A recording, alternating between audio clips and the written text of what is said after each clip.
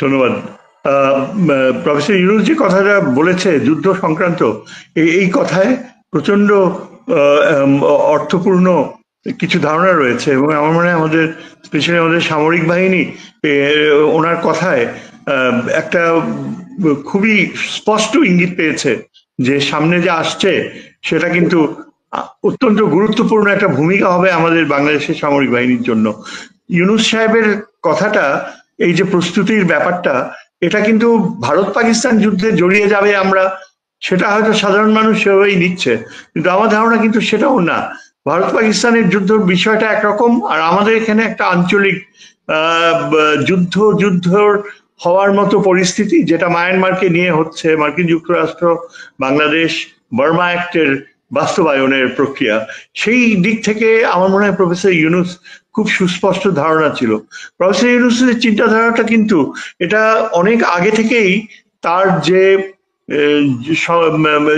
সম্পর্কের ধারণা মার্কিন যুক্তরাষ্ট্রের সাথে, ডক্টর খলিল আমেরিকান অ্যাডভাইজে তাকে নিয়ে এসে মায়ানমার বিষয়ে হাই রিপ্রেজেন্টেটিভ করা এবং তাকে ন্যাশনাল সিকিউরিটি অ্যাডভাইজারের দায়িত্ব দেয়া, মার্কিন যুক্তরাষ্ট্রের সাথে ডক্টর ইউনুসের যে একটা অত্যন্ত রিলায়েবল সম্পর্ক, এটা এই বাস্তবতাটা গড়ে উঠেছে একটা পর্যায়ে। আমাদের হয়তো মনে আছে যে প্রেসিডেন্ট ট্রাম্প আসার পরে 3টা জায়গায় কিন্তু সামরিক ইনভেস্টমেন্টের প্রতিশ্রুতি দিয়েছে।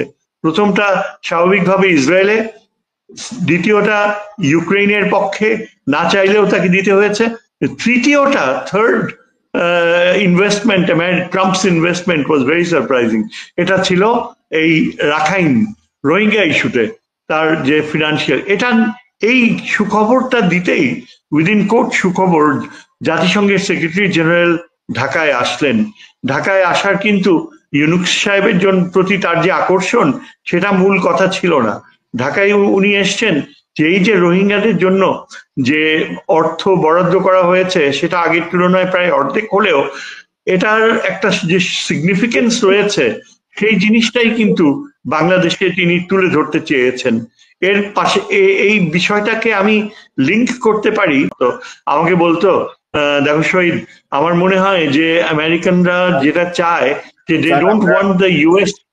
স্যার, আমরা আপনার কথা কিছুটা মিস করেছি ইন্টারনেটের সংযোগের জন্য। যে মহাসচিব যখন আসলেন তারপর থেকে স্যার, মহাসচিব আচ্ছা, যখন ঢাকায় জাতিসংঘের মহাসচিব আসলেন, তিনি যে ইউনুস সাহেবের প্রতি তার প্রচন্ড শ্রদ্ধাবোধ, সেটাই কিন্তু মুখ্য উদ্দেশ্য ছিল না। মুখ্য উদ্দেশ্যটা ছিল এজন্যে যে প্রেসিডেন্ট ট্রাম্পের পলিসিতে এই যে রোহিঙ্গা ইস্যুটা স্থান পেয়েছে 3টা মেজর অ্যালোকেশনে, সেটার অর্থ কি, সেটা মিনিংফুল করতে কি করতে হবে। এবং আপনি জানেন যে সে পর্তুগালের ফরেন মিনিস্টার ছিল, নেটোর সম্পর্কে তার সম্যক ধারণা রয়েছে, এবং মার্কিন যুক্তরাষ্ট্রের নিরাপত্তা সংযোগগুলো, এগুলো সম্পর্কে তার কিন্তু অত্যন্ত প্র্যাগমেটিক বাস্তববাদী ধারণা রয়েছে। ঢাকায় আসার পরে তিনি যাদের সাথে আলোচনা করলেন, সেই আলোচনার গুলা অত্যন্ত কূটনৈতিক দিক থেকে যেমন গুরুত্বপূর্ণ, সামরিক দিক থেকেও সেগুলো অর্থপূর্ণ ছিল। আমি যে সার্ভ করেছেন বাংলাদেশ আর্মিতে, বিএনপি তে খালেদা জিয়া সিকিউরিটি অ্যাডভাইজার, সে এইসব বিষয়ে তার চাইনিজ ডিফেন্স অ্যাডভাইজার আর মার্কিন ডিফেন্স অ্যাডভাইজারের সাথে তার মূলত খুব ভালো যোগাযোগ ছিল। আকবর আমাকে এনলাইটেন করতো মাঝে মাঝে, because we developed a very close tie. মাঝে মাঝে এমনও সম্পর্ক খারাপ হতো যে 1 বছর কথা বলতাম না, কিন্তু ঘনিষ্ঠ একটা আস্থার সম্পর্ক ওর সাথে আমার ছিল ক্লাস 7 থেকেই, 1964 থেকে। তা আমরা দুজনেই একই হাউসে বড় হয়েছে। তো আকবর আমাকে যেটা বললো, টু মেক ইট ব্রিফ, যে আমেরিকান ডিফেন্স অ্যাডভাইজারের কাছ থেকে আমি যা বুঝি, এইখানে আমেরিকানরা এনকারেজ করে না সামরিক বাহিনীকে ইন্টারভিন করতে, কেননা তারা মনে করে যে the army should be kept আর non controversial for a bigger responsibility. অর্থাৎ সামনে সামরিক বাহিনীর আরো গুরুত্বপূর্ণ কাজে লাগবে মার্কিনী স্বার্থে, এবং সেজন্য আর্মিকে তারা কন্ট্রোভার্সিয়াল করবে না। আচ্ছা, তারপরে এখানে আমরা যা দেখতে পেয়েছি, ওই যে American deputy NATO Pacific commander ঢাকায় আসছিলেন, আর্মি চিফের সাথে আলাপ আলোচনা হয়, হি ওয়াজ নট কনসার্ন যে এখানে আর্মি চিফের অ্যালিজিয়েন্স কোন দিকে, তিনি কিরকম চিন্তাধারার লোক, এইসব না বদার করে he put fourth the US policy যে বার্মা অ্যাক্ট ইমপ্লিমেন্ট করার এখনই ঠিক সময়। এবং দুইটা কারণে আমার মনে হয় বার্মা অ্যাক্টকে আমেরিকানসরা দেখেছে ইমপ্লিমেন্ট করার। প্রথমত এই যে 16টা বছর হাসিনার যুগে বার্মা অ্যাক্ট করার পথে যেতেই পারে নাই because of the Indian resistance এবং বিকজ অফ দ্য ফ্যাক্ট যে বাংলাদেশের ফরেন পলিসি সেখানে একেবারেই কোন রকমের মায়ানমারে কোন রকমের অংশগ্রহণ করা, বার্মা অ্যাক্টের বিষয়ে কার্যকর পদক্ষেপ নেওয়া, এটা কখনো তারা পারেও নাই। মাঝে মাঝে মার্কিন কূটনীতিকদের সাথে ঢাকায় যখন আলোচনা হতো, দু একজন এরকম বলেই ফেলতো, মানে ধরেন খুব ইনফর্মালি রাস্তায় হাঁটতে হাঁটতে বলতো যে তোমাদের এখানে কিছুই হয় না, ইউএস স্ট্র্যাটেজিক ডায়ালগ হয় প্রত্যেক বছরে, but it ends up in a stalemate because you guys don't even move forward, there is nothing we can do. অর্থাৎ এই যে তারা আমাদের সামরিক বাহিনীকে নিয়ে মায়ানমারের ব্যাপারে একটা সামরিক পুটস অন দ্য গ্রাউন্ড ধারণাকে ইমপ্লিমেন্ট করবে, তার ধারে কাছেও বাংলাদেশ ছিল না। সো এই যে হাসিনার চলে যাওয়া, আর সেকেন্ডলি যেটা ইম্পর্টেন্ট এখানে, এই ঠিক এই সময়টাতে আরাকান আর্মি রাখাইনে এমার্জ করলো as the most important actor. সামরিক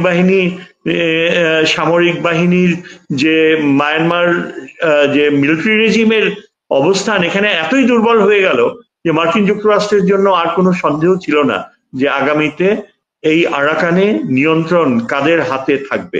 তো আমার ধারণা কি যে এখানে মূলত আমাদের সেনাবাহিনী প্রধান এবং যারা ডিরেক্টলি ইনভলভড হবে এরাই কিন্তু সবচেয়ে important, not the politicians, not even doctor Khalil. Doctor খলিলের রোলটা ছিল ন্যাশনাল সিকিউরিটি কাউন্সিলের যে ডেপুটি আমেরিকান, তার সাথে এই feasibility of applying the Burma act সেটা নিয়ে সামনে চলে আসা। খলিলের যে background, he has a PhD from Fletcher school, তার সংযুক্তিকরণ বাংলাদেশ পররাষ্ট্র মন্ত্রণালয়ের সাথে খুব ক্ষীণ ছিল, যার কারণে ফরেন সার্ভিস অফিসার্স হেটেড হিম। এখনো তাকে দেখতে পারে না দুই চোখে যে এই লোকটা পুরো একটা অপরচুনিস্ট, সে সারাটা ক্যারিয়ার ব্যবহার করেছে তার নিজের ইন্টারন্যাশনাল আপলিফট করার জন্য, আর তাকে দেখবেন যে সে আসলে কিছুই করতে পারবে না। এইরকম একটা জেলাসির ভিতর আমার ইনস্টিংক্ট সবসময় বলতো যে তাকে যতই অপবাদ দেখ, তার ম্যাট্রিমোনিয়াল লাইফ নিয়ে অনেকে এখানে অপবাদ দেওয়া শুরু করেছে, but the fact is that he had that inherent brilliance. Dhaka ইউনিভার্সিটিতেও টপ পজিশন পেয়েছে, সিভিল সার্ভিসে টপ পজিশন পেয়েছে, আমেরিকায় সে যথেষ্ট ট্রেনিং নিয়েছে to integrate diplomacy with military perception. সামরিক বাহিনীর প্রয়োগ কূটনীতির ক্ষেত্রে এই বিষয়ে তার যে অসাধারণ মেধা, এটার উপর আমার সবসময় আস্থা ছিল। আচ্ছা, যাই হোক, ঢাকায় যখন এই যে আলোচনা হয়ে গেল আমেরিকান প্যাসিফিক ডেপুটি কমান্ডারের সাথে, তখনই কিন্তু ইঙ্গিত ছিল যে একটা সময়ের কথা চিন্তা করতেছে। কোশ্চেন ইজ এখানেই যে বাংলাদেশের সামরিক বাহিনীর কতখানি আগ্রহ রয়েছে, কতখানি ইচ্ছা রয়েছে। এবং 3টা ডিভিশনের কথা শুনলাম, একটা ছিল 24 ইনফ্যান্ট্রি ডিভিশন চিরঙে, আরেকটা 10 ইনফ্যান্ট্রি ডিভিশন সম্ভবত রামু, আরেকটা 17 ইনফ্যান্ট্রি ডিভিশন যেটা সিলেটে। এই 3টা division, specially GOC Chittagong, major general Mushfiq বোধহয়, very dedicated officer, very committed to the idea of saving Feni from the Indian greed.